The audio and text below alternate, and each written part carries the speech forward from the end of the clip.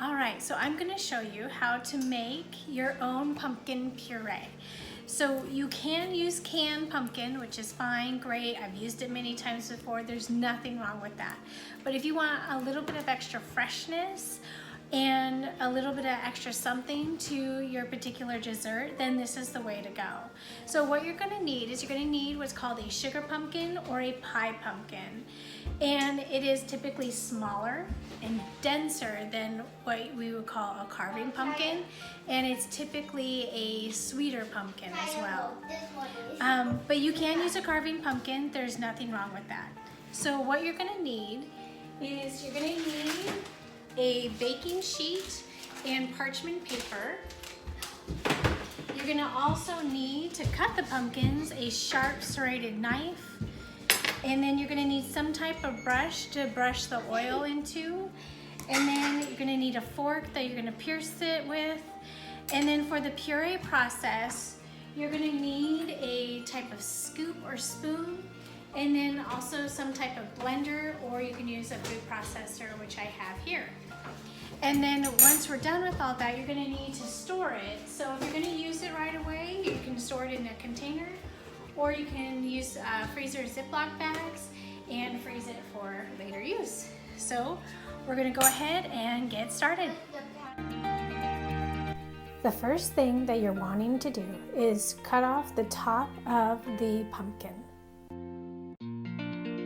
You then want to split the pumpkin in half. I usually do one side, flip it, and then cut the other side. Try to pull it apart and then cut down the center. You will then want to scoop out all the seeds. This is a great place where you can have the kids really help you by separating the seeds so you can roast them later.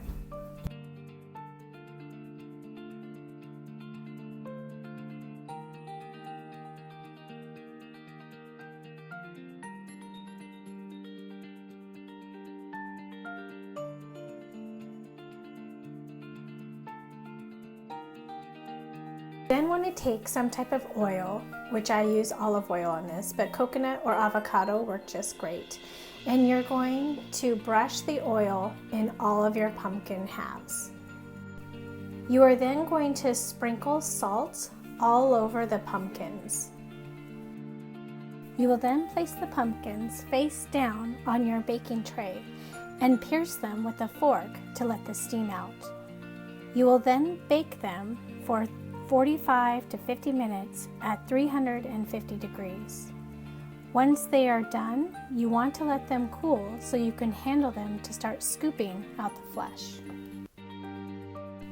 Use your spoon to scoop out as much flesh as you can without taking the skin with it. Put it in the food processor and puree it until it is all smooth.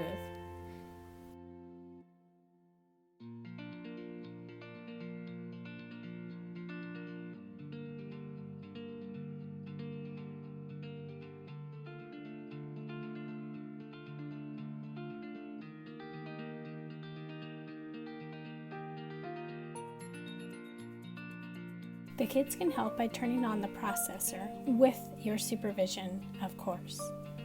Keep checking to make sure that all of your pumpkin puree is smooth. You do not want any lumps.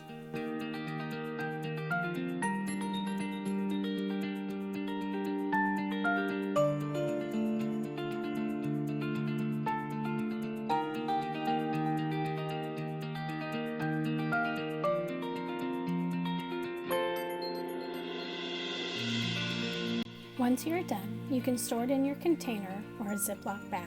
Be sure to label and date it.